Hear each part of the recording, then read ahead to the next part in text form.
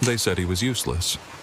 But when a heavy board came crashing down, the German Shepherd, Emily, saved with her last $5, leapt to shield her.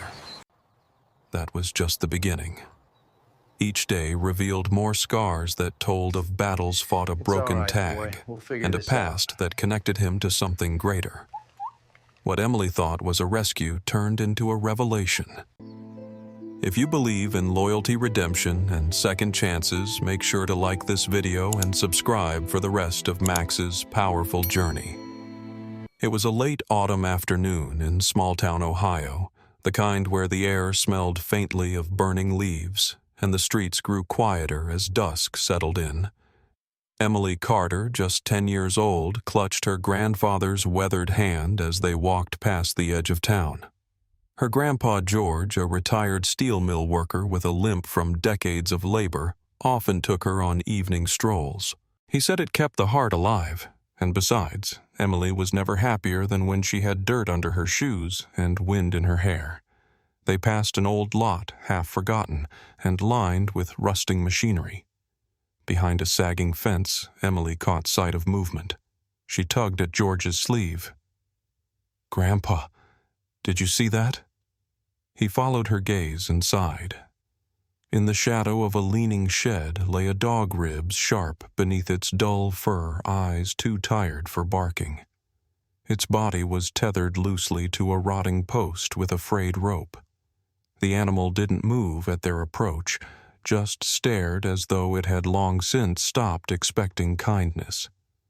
A man emerged from the nearby shack, his shirt stained with grease. He noticed the girl's gaze. "That mutt," he said flatly. "Not worth a dime. Hurt his leg months back. Ain't good for guarding or herding anymore." Emily's eyes widened, her heart squeezing tight. Can I have him?" she asked softly. The man shrugged. $5. "He's your problem if you want him." George frowned. "Emily, honey, this isn't a pet store. That dog looks half dead." But Emily had already dug into her pocket, pulling out a wad of wrinkled bills.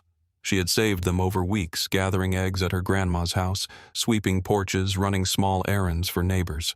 Every dollar had been counted, planned for a book she wanted. Now, without hesitation, she held them out. "Please, Grandpa. He needs someone."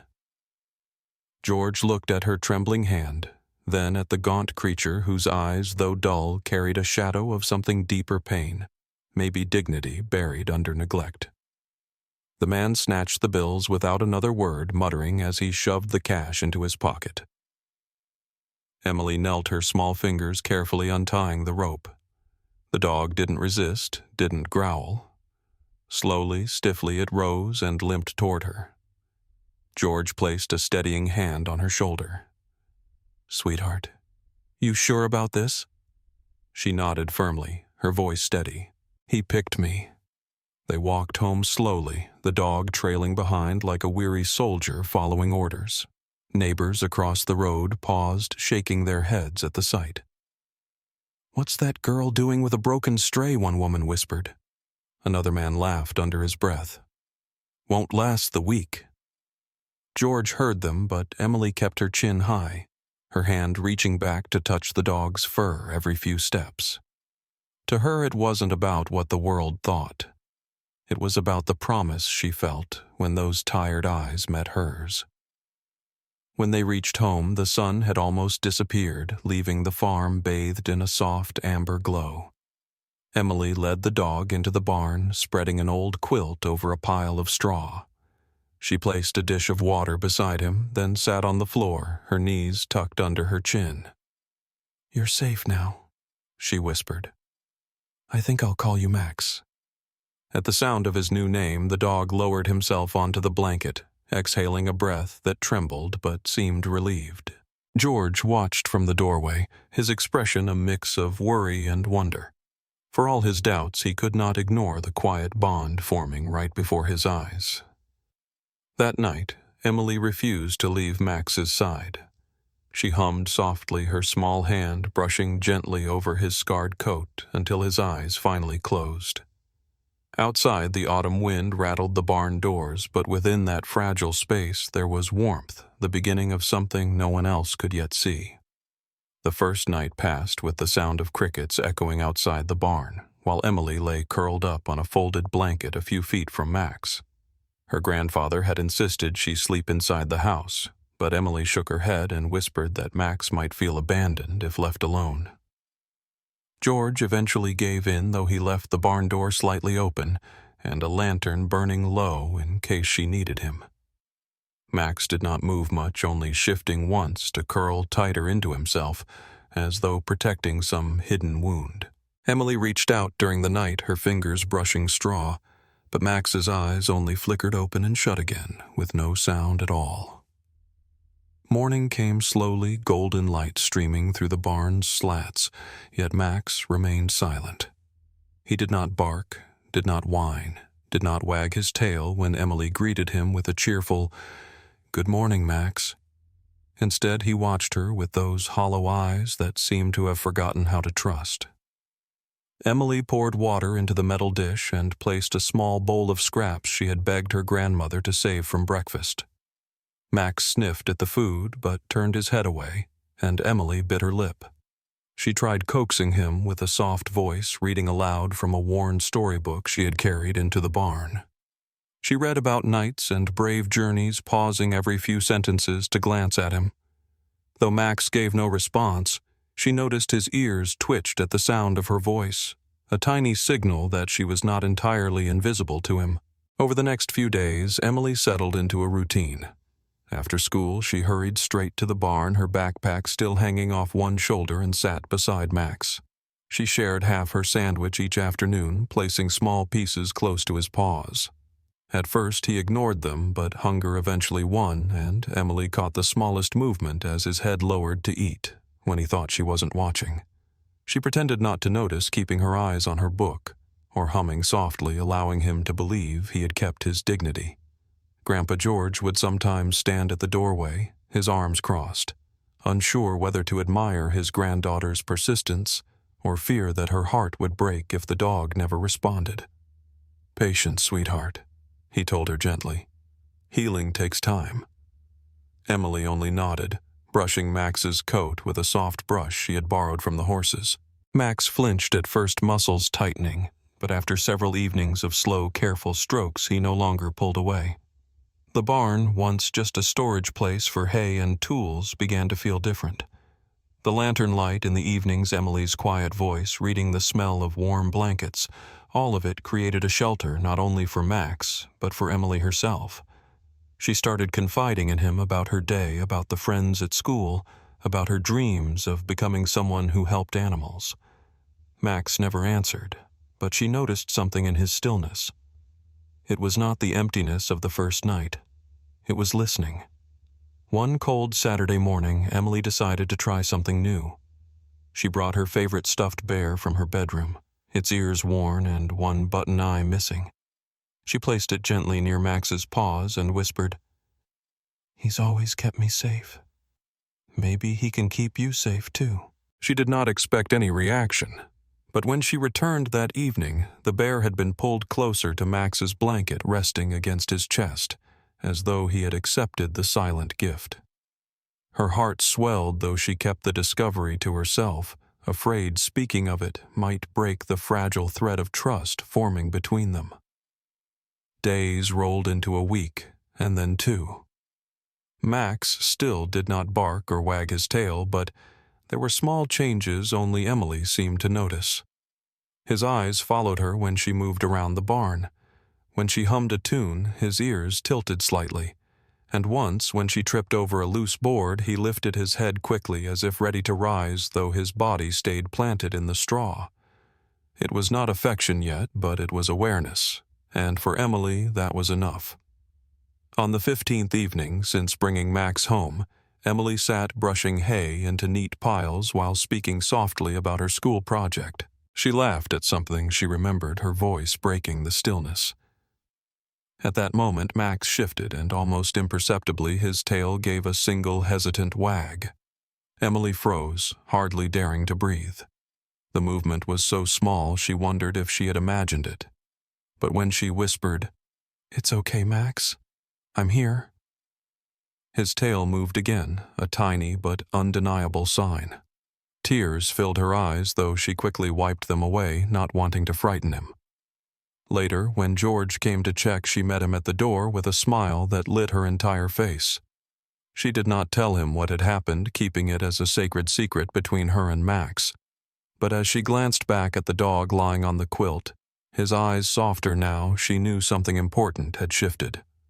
Trust was not rushing in all at once, but it had finally knocked at the door. As the second week melted into the third, Emily began to notice that Max's quiet presence carried more than stillness. She had grown used to his silence, the way he watched without showing emotion. But now she started seeing moments that did not fit the picture of a broken stray. One evening after dinner, Emily's grandmother closed the kitchen door a little too hard, and the sound echoed sharply through the hallway. From the barn, Max shot up his body, stiff ears, pricked eyes alert, as if danger had entered the room. Emily had been brushing his fur and froze at the sudden change, her hand hovering in midair. She whispered his name, and after a moment his posture softened, but she could feel the tension still lingering in his muscles. It was not fear. It was readiness, like a soldier preparing for orders. The next day brought another strange moment. George's boots struck the porch with heavy steps, and before he even opened the barn door, Max had already moved to stand between Emily and the entrance.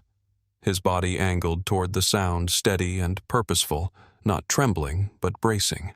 George raised an eyebrow at his granddaughter, who gave a small shrug, though her heart was racing. Later, Emily tested something.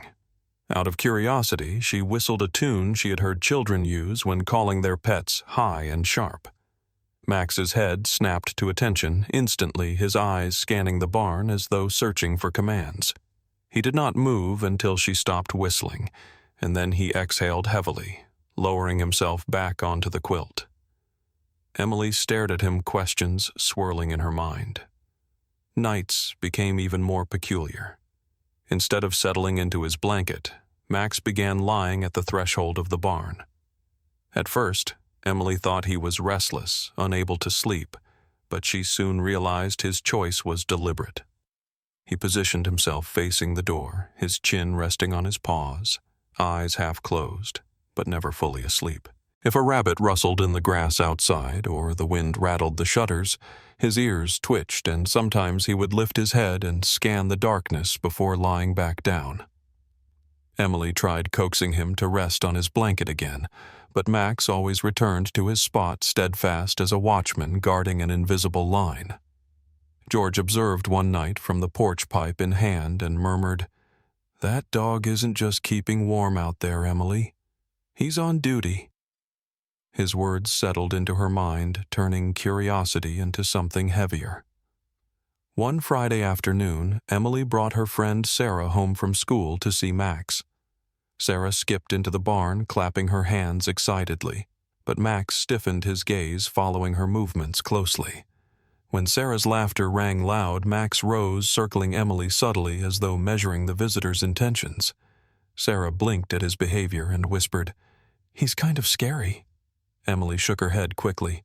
"He's just careful." She placed a reassuring hand on Max's neck, and slowly he relaxed, but the impression lingered. He wasn't like other dogs who bounded joyfully toward new faces. His instincts were sharper, more controlled, almost like training. The pattern repeated itself over the days that followed. A neighbor dropped off a basket of apples, and when the screen door banged against the wall, Max's body shot upright, his stance protective. When George's radio crackled with static, Max tilted his head, ears tuned to every note. Even the simple sound of gravel crunching under tires made him shift his weight, as if waiting for a signal.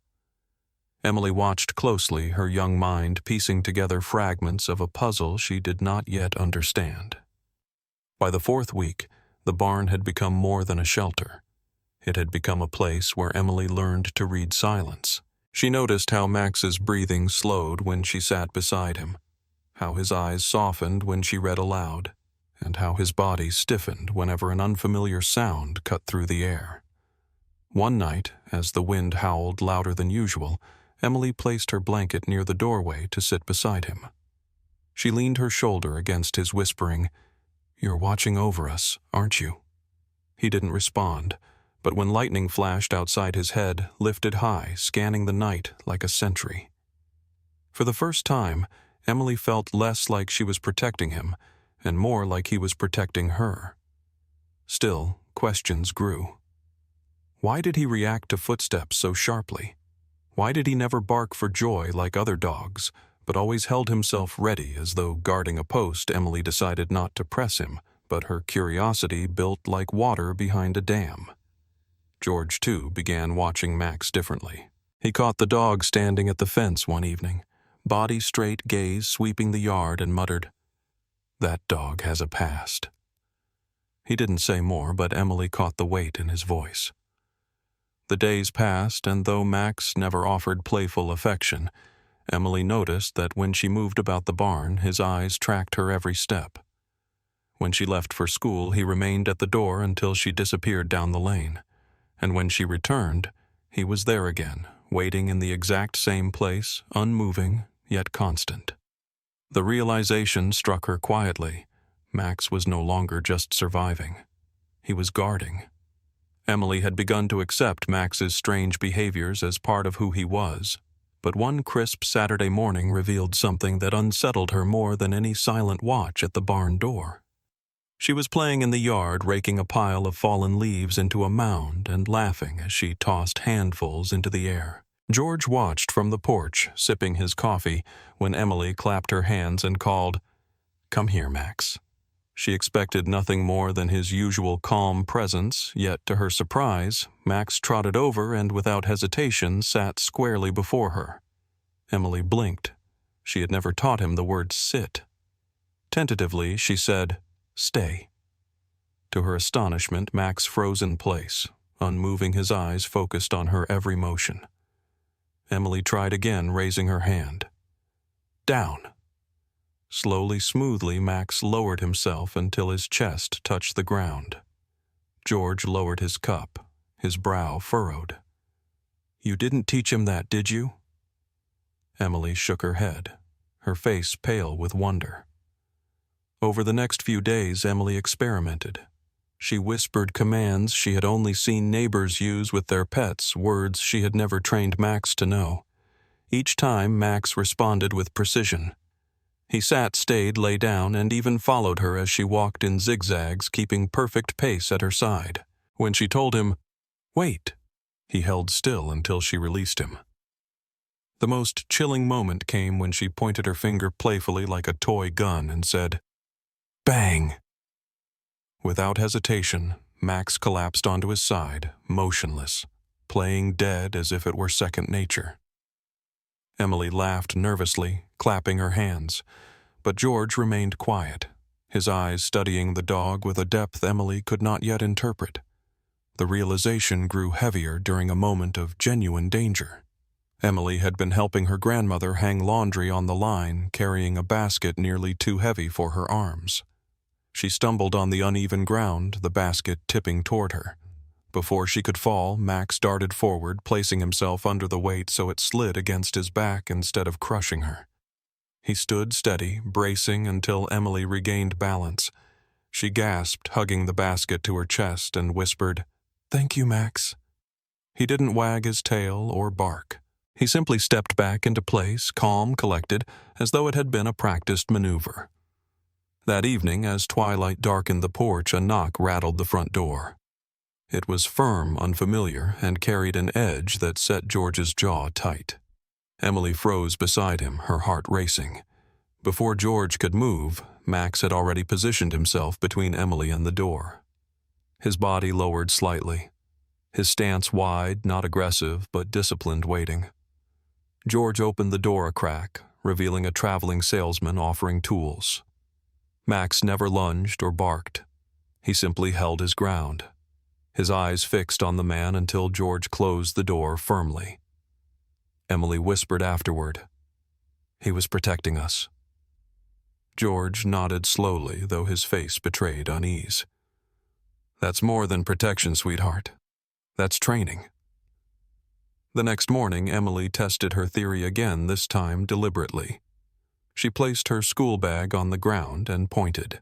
"Guard," she said softly, unsure why the word came to her. Max lowered his head and lay beside the bag, his body angled toward it, eyes scanning as though guarding treasure. Emily stepped away, then back, and only when she touched the bag again did Max relax. She stared at him, a chill running through her small frame. "Where did you learn that?" she murmured, though she knew he could not answer. George began to consider the pieces more seriously. The rigid stance at noises, the nightly guard at the barn door, the immediate obedience to commands Emily had never taught, all of it painted a picture. "Emily," he said one evening as they sat on the porch, Max lying at their feet. "That dog isn't just smart. He's been trained, and not by some neighbor teaching tricks. This is discipline I've only seen in service animals." Emily hugged her knees, gazing at Max's calm figure. But if he was trained, why was he left tied up like that? George sighed, shaking his head. "That's the question, isn't it?" Emily felt torn between awe and unease. Part of her delighted in the idea that Max was special, more capable than anyone realized. Another part of her wondered what kind of life had shaped him to be so controlled, so guarded. Yet every night when she tucked him in with a soft blanket, and he sighed deeply, his eyes closing at last, she felt his trust growing. Whatever his past, Max was here now, and he was hers. The first true test of Max's loyalty arrived on an ordinary afternoon that began with sunshine and ended with the weight of whispers across town. Emily was helping her grandfather mend the old fence along the road that bordered their property. The boards had rotted in places, and George wanted them fixed before winter storms made the damage worse.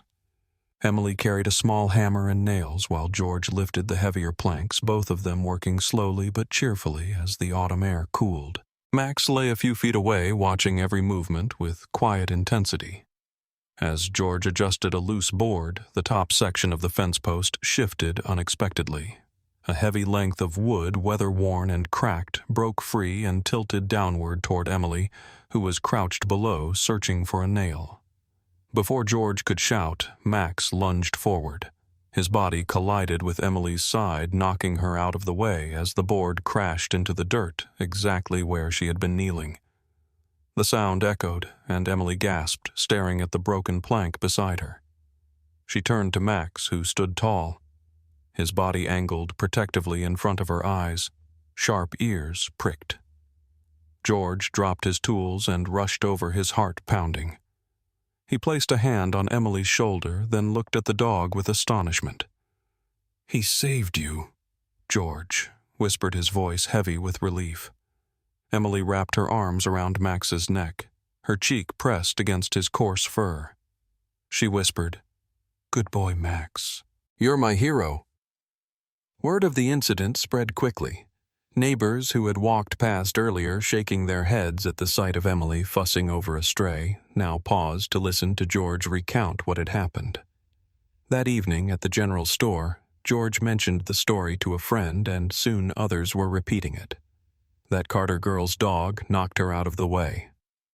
Just in time, one woman said to another, her tone filled with disbelief. Only a few days later, Max proved himself again. Emily and her grandmother had walked into town for groceries, with Max trotting faithfully at her side on a loose rope. They were crossing Main Street when a truck turned the corner faster than expected, its tires crunching loudly against the pavement. Emily froze mid-step, her hand tightening on the grocery bag.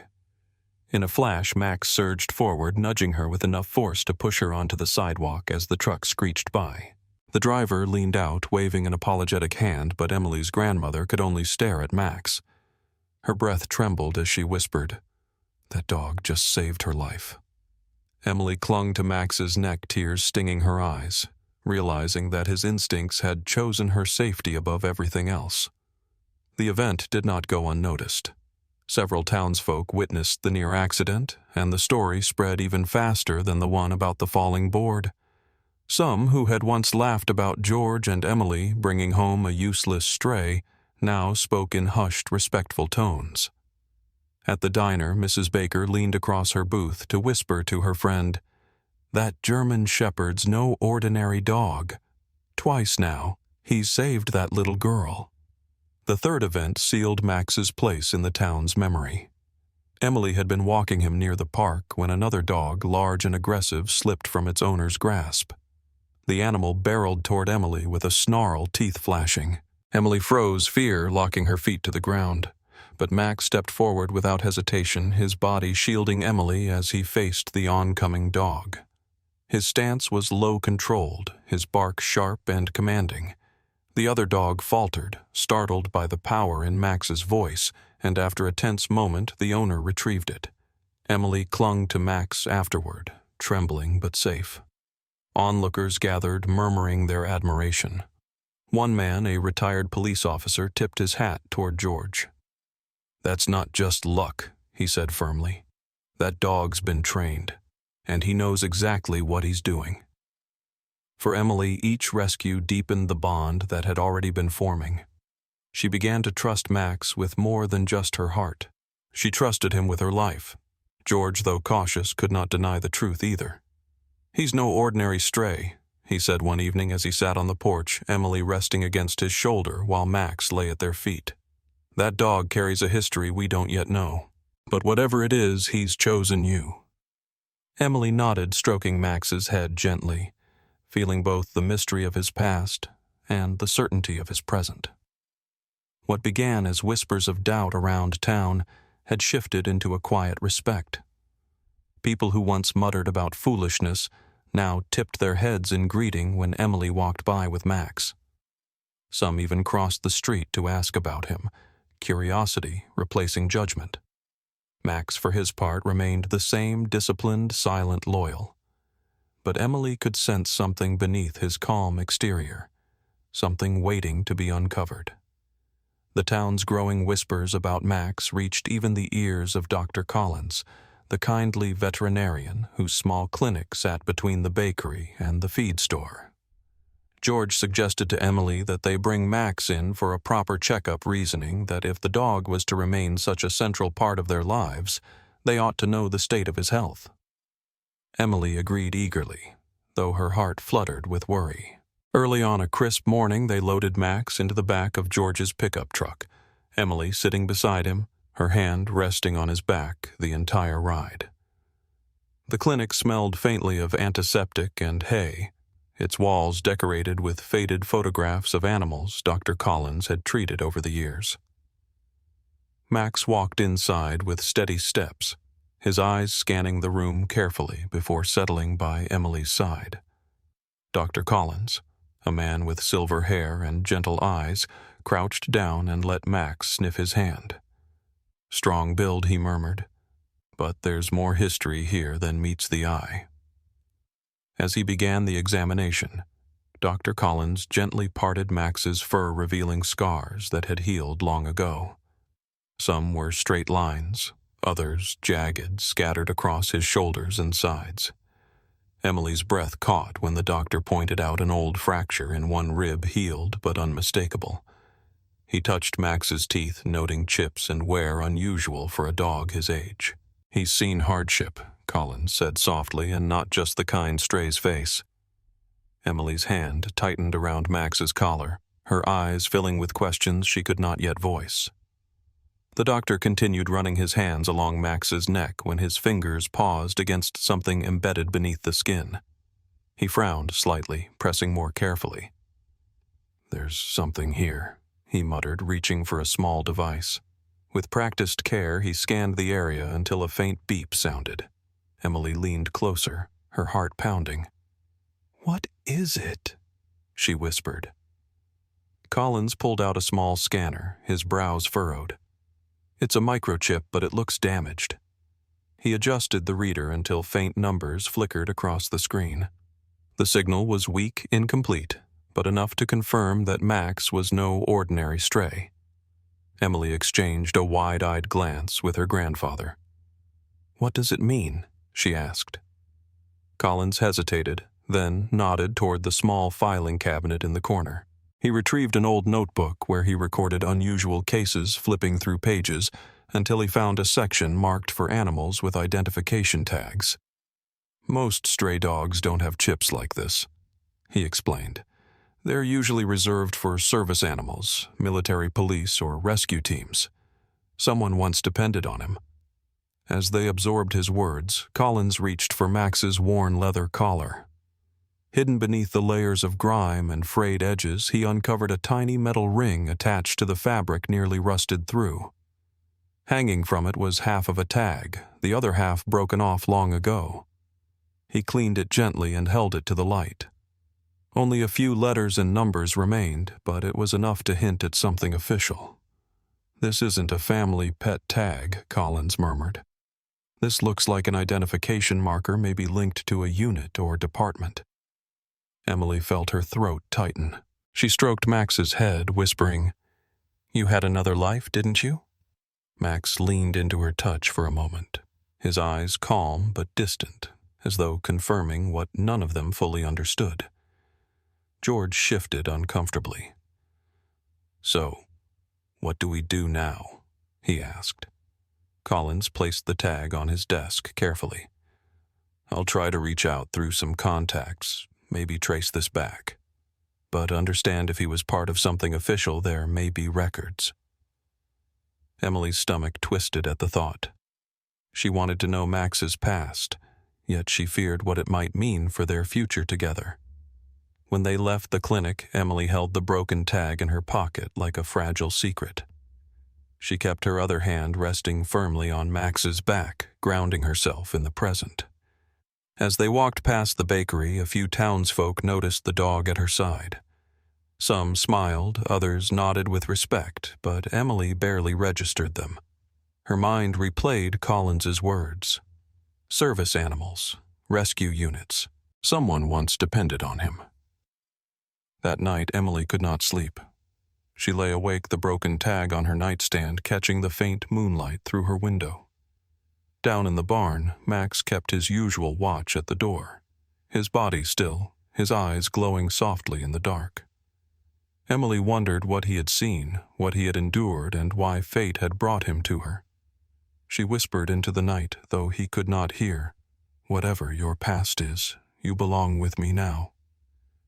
Max stirred slightly, as if acknowledging her promise, and then settled again, unshaken in his post.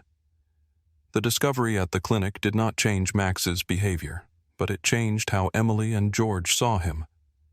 He was no longer just a stray who had been saved. He was a mystery bound in scars, discipline, and a broken tag that carried weight. And though the town still whispered, the Carters now held a piece of truth that demanded answers. The broken tag and damaged microchip weighed heavily on Emily's mind during the days following the visit to Dr. Collins. She carried the half-tag in her jacket pocket, fingering it during school lessons, her imagination circling endlessly. At night she whispered to Max about what they had learned, though she knew he could not answer. Still, she believed he understood, for his quiet eyes seemed to hold secrets she longed to uncover. George, concerned by the mystery, encouraged Collins to send inquiries. The veterinarian agreed and began making calls, reaching out to state registries, rescue organizations, and even old colleagues in the service animal network. For several days, no answers came, only polite refusals or silence. Then one Thursday afternoon, Collins phoned the Carter household with a tone of urgency in his voice. "George, Emily, I need you both to come to the clinic," he said. They arrived within the hour, Max trotting loyally beside Emily. Collins met them at the door with a folder in his hand, his face marked with gravity. Inside the folder were printed emails and a grainy photograph that made Emily's heart leap.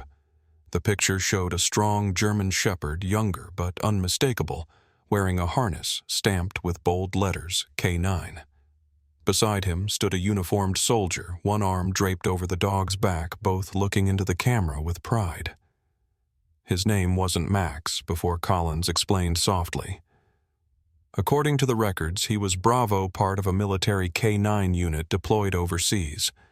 The reports list him as missing in action after an explosion during a transport mission almost 2 years ago.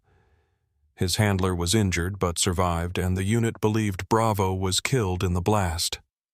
Emily's eyes widened, tears blurring her vision. She crouched beside Max, wrapping her arms around his neck. "They thought you were gone," she whispered. George exhaled slowly, the truth settling into his bones. "So that explains the training, the discipline, the scars." Collins nodded. "It also explains the damaged chip. The explosion must have impaired it. That broken tag is all that remained with him." The following week brought more than just confirmation. A man arrived at the clinic one morning, a tall figure in a worn jacket with military insignia on the shoulder. His name was Sergeant Daniel Hayes, the handler from the photograph. When he stepped inside and saw Max, his breath caught. "Bravo," he murmured, his voice breaking. Max stiffened ears, pricking at the familiar tone. For a moment, the barn dog and the soldier stared at each other, time collapsing into memory. Slowly, Max rose and took a step forward, sniffing the air, his eyes locked on Hayes.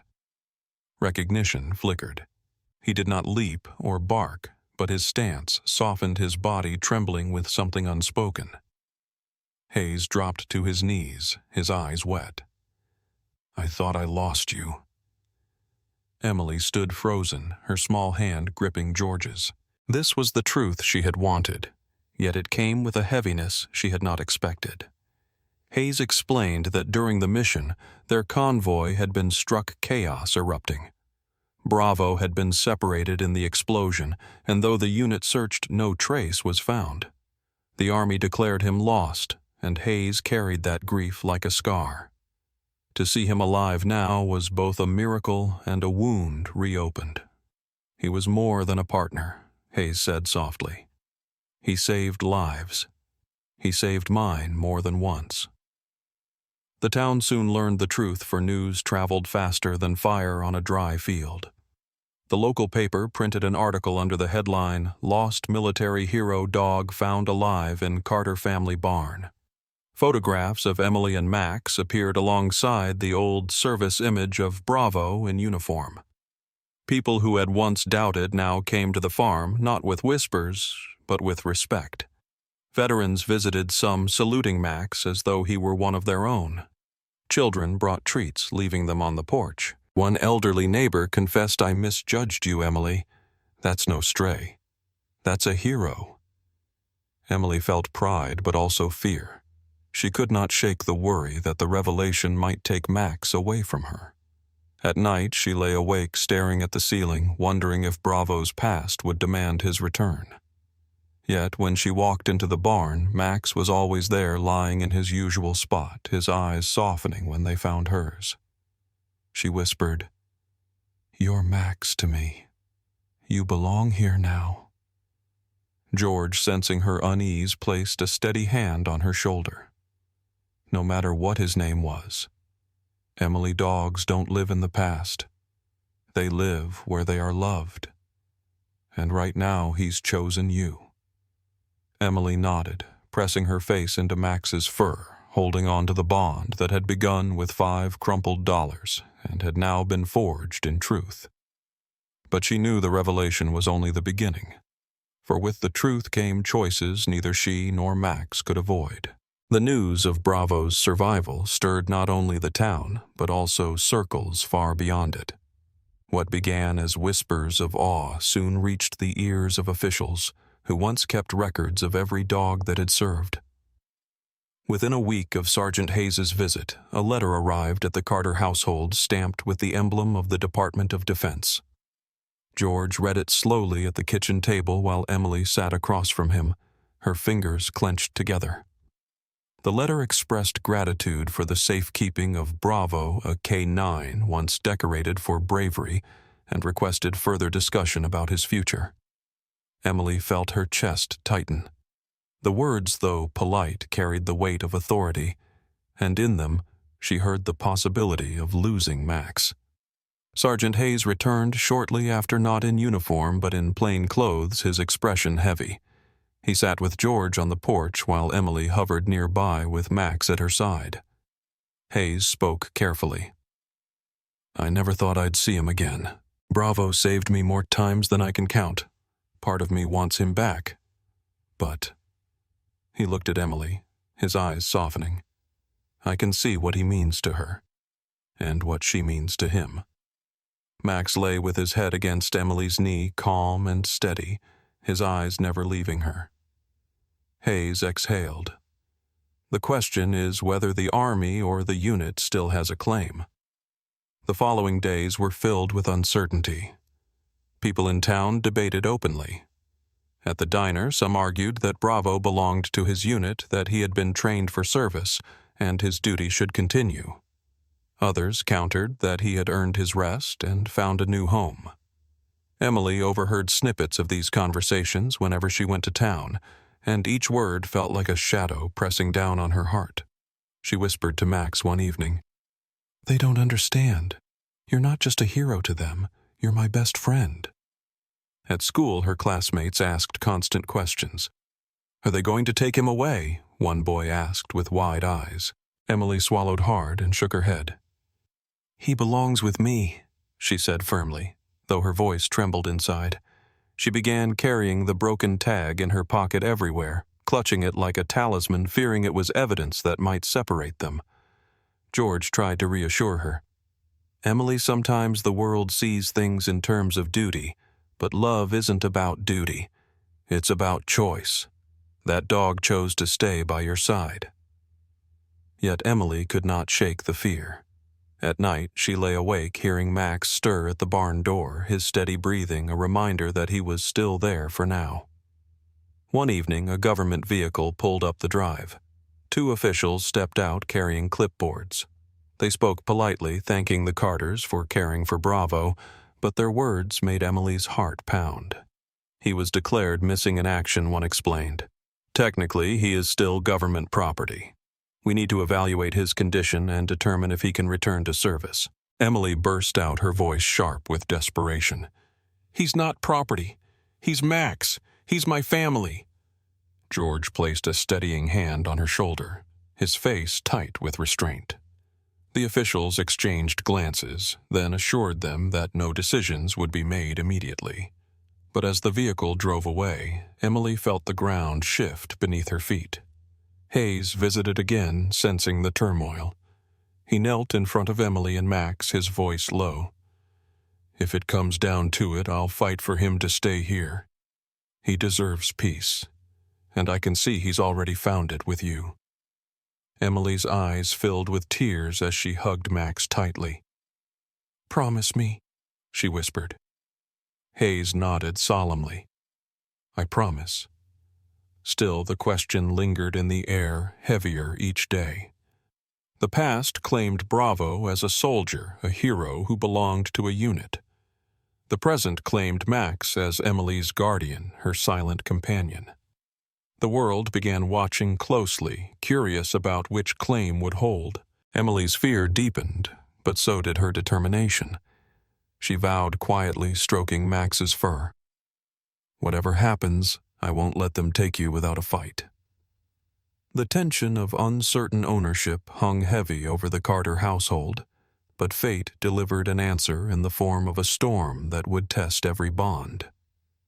It began with a sky darkening earlier than usual, thunder grumbling low over the Ohio fields and winds bending the cornstalks flat. George secured the shutters while Emily gathered candles and Max paced by the barn door, his ears alert. By nightfall, the rain struck hard, hammering the roof with steady fury. Then came the sound that turned routine fear into chaos, the sharp crack of wood splintering followed by George's shout from the porch. The old barn roof, weakened by years of wear, had given way under the weight of the storm. Emily dashed into the yard, the wind slapping her hair against her face. "Grandpa," she cried, but George had already hobbled toward the barn to check the damage. Lightning lit the sky, revealing half the structure sagging dangerously. Inside, a stack of hay bales shifted teetering on the edge of collapse. Max surged ahead of Emily, barking for the first time since he had come into their lives. The sound cut through the storm, sharp and commanding. Emily stumbled after him, only to see her grandfather slip on the wet ground and fall against the side of the barn. A beam inside groaned and tilted about to crash down. Max darted past George and leapt into the barn. Emily screamed, but within seconds, Max wedged himself against the beam, pushing with his body to slow its fall long enough for George to crawl clear. The beam crashed a heartbeat later, dust and rain exploding upward, but Max had already pulled back. His side bore a scrape, his breath heavy, yet his eyes never left Emily as if to reassure her. The neighbors drawn by the storm and the sound of breaking wood had gathered along the road with lanterns. They saw the moment Max shielded George and then guided Emily back toward safety. Mrs. Baker gasped, pressing a hand to her chest. That dog saved them both. A retired officer in the crowd, the same man who once doubted, murmured with awe, "He's not serving a unit anymore. He's serving them." As the storm raged on, another crisis struck. The power lines near the road sparked, sending fire racing toward the dry brush. Panic spread as neighbors shouted for water, and Emily realized Sarah, her school friend, had been caught on the far side of the field trying to reach her family's house. She was trapped by the growing flames. Emily's heart clenched, but before she could move, Max tore away from her side and bolted across the rain-soaked field. His body cut through the storm like an arrow. He reached Sarah, nudging her, circling until she followed his lead. He guided her through the safest path, weaving between flames and falling branches until they both emerged, soaked but alive. Sarah collapsed into her parents' arms, sobbing, while Max returned to Emily, his fur singed in places, but his eyes steady. The crowd, now swelling with neighbors and volunteers, witnessed it all. No one could deny what they had seen. George, standing with his arm around Emily, declared firmly, "This dog isn't just a soldier's past. He is our present. He belongs here." The officials who had come earlier stood in silence. Their clipboards forgotten their expressions, softened by respect. Even Sergeant Hayes, who had arrived to check on them during the storm, placed a hand on Emily's shoulder and whispered, "It's clear now. He's chosen his family." That night, as the storm finally passed and the barn lay half-ruined, Max remained at the Carter porch, his body curled near Emily's feet. She stroked his fur gently, whispering through tears, "You saved Grandpa. You saved Sarah. You saved me. No one can ever take you away now."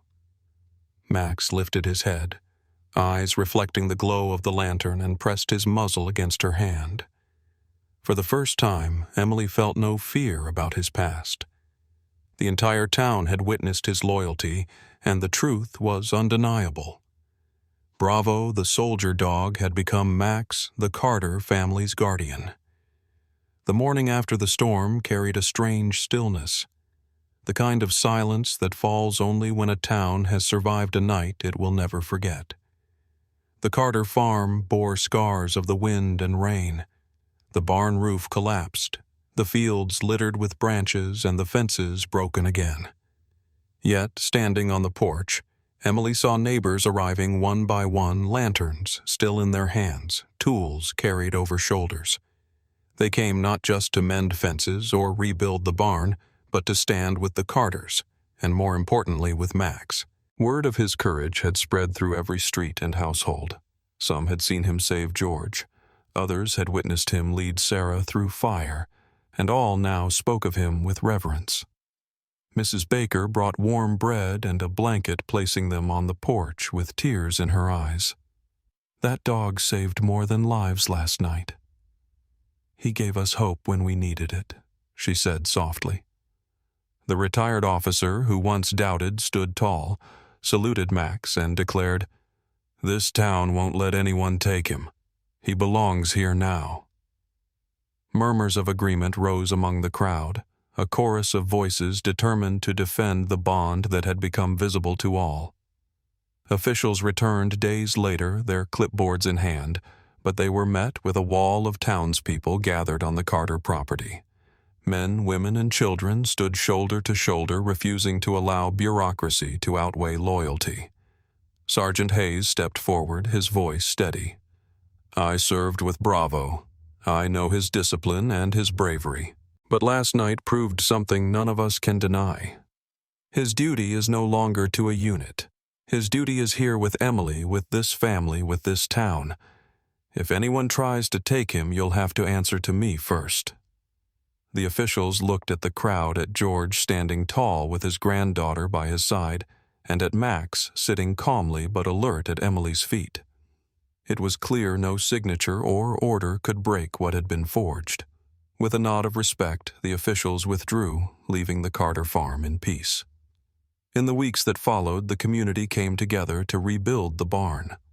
Children painted wooden boards, veterans hammered nails, and neighbors brought meals for the Carters. Through it all, Max never strayed far from Emily, keeping his watch at her side, his presence a constant reminder of the night when loyalty had been proven beyond question. At school, Emily walked with pride, classmates greeting her not with questions of doubt but with admiration. Sarah often ran up to hug Max, whispering her thanks each time, never forgetting that he had guided her through flames. One Sunday afternoon, the town gathered for a small ceremony on the green. A simple wooden plaque had been carved with the words, "Max, our guardian." Beneath it, smaller letters read, "Once a soldier, forever a friend." Emily stood before the crowd, her small voice carrying more strength than her years. "When I first saw him, everyone told me he was worthless. But I believed he needed me. The truth is, I needed him even more. People say I rescued him, but really he rescued me. He taught me what loyalty looks like, what it means to be brave, and how to keep hope alive even when things seem broken." Tears filled her eyes, but her smile shone through. She knelt beside Max, wrapping her arms around his neck as the crowd applauded, some wiping their eyes. George placed a hand on his granddaughter's shoulder, his own gaze misty. "You've grown, Emily," he whispered. "And it's because of him." Emily nodded, pressing her face into Max's fur, whispering words only he could hear. "You're my best friend, my hero." Max closed his eyes, leaning into her touch, his tail giving a gentle wag, a gesture that spoke louder than words. As autumn shifted into winter, life at the Carter farm found a new rhythm. The rebuilt barn stood stronger. Neighbors still dropped by with treats for Max, and the storm became a story retold around dinner tables. Yet for Emily, the memory was more than a story. It was the moment she truly understood the depth of what they shared. Every time Max settled at the doorway, every time his eyes met hers with steady calm, she knew that fate had not simply given her a dog. Fate had given her a companion who had healed something inside her she had never known was broken. And so the story that began with 5 crumpled dollars and a frightened dog tied to a post ended not with loss, but with a gift no one could measure. Max was no longer Bravo, the soldier dog lost in war. He was Max, the Carter family's guardian, the town's silent hero, and Emily's closest friend. Together, they walked into the seasons ahead, bound by a love that no storm, no past, and no authority could ever take away. Max's journey shows us how loyalty and love can change everything. Which moment of his story stood out the most to you? Drop your thoughts in the comments and let me know where in the world you're tuning in. If you enjoyed this story, please subscribe and hit like so you won't miss the next one.